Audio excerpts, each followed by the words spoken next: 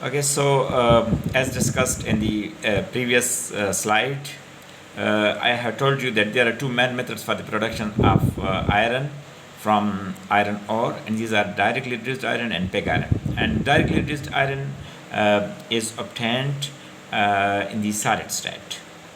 This reduction takes place in solid state, and no melting is involved in it. And in the case of pig iron, that takes place at a higher temperature, and in that case melting of iron takes place.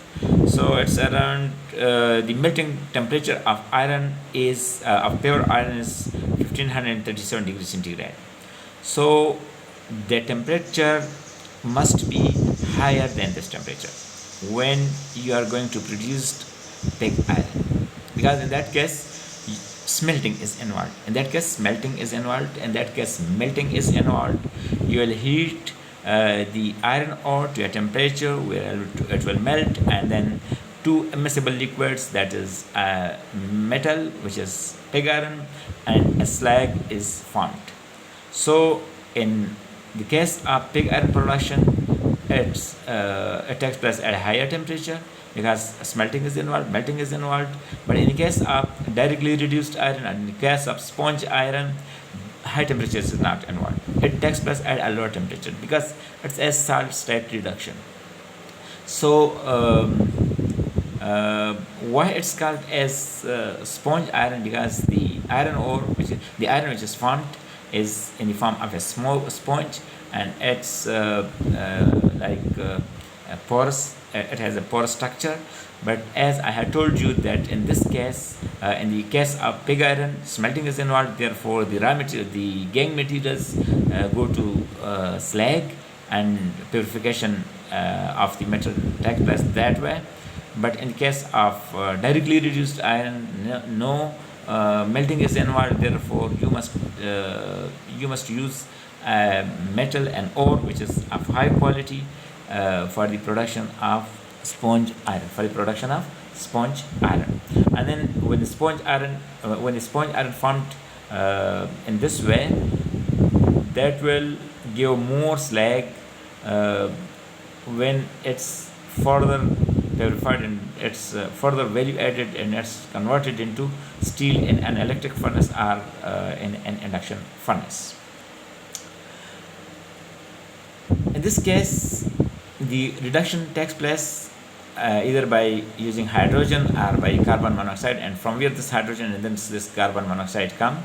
These come from the coal, and these come from the natural gas. So in most of the cases in the world, natural gas is used in the matrix process in Iran, Saudi Arabia, United Arab Emirates, and other countries, and Qatar.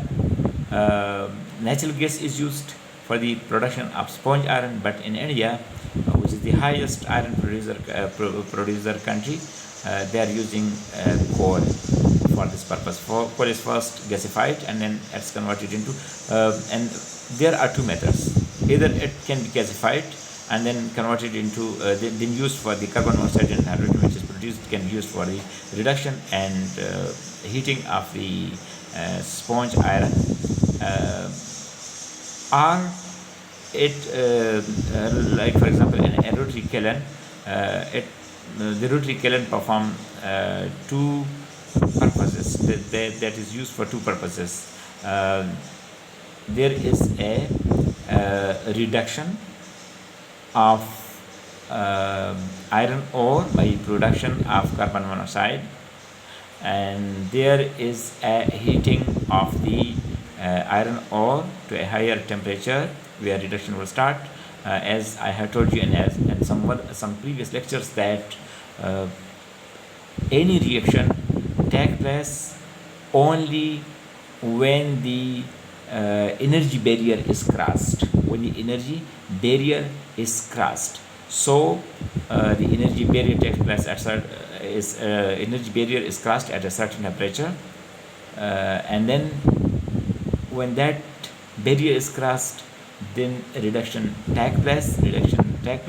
Reduction of the iron oxide takes place, and metallic iron is produced. So heating takes place in the rotary kiln, and also reduction takes place in the rotary kiln, and also production of reducing materials, reducing gases also take place in the rotary kiln.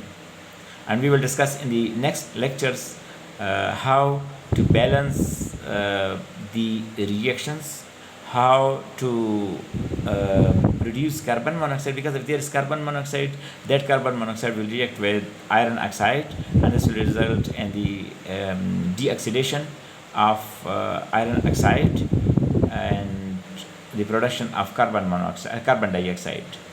So okay, I will tell you in the next slide how this reaction takes place.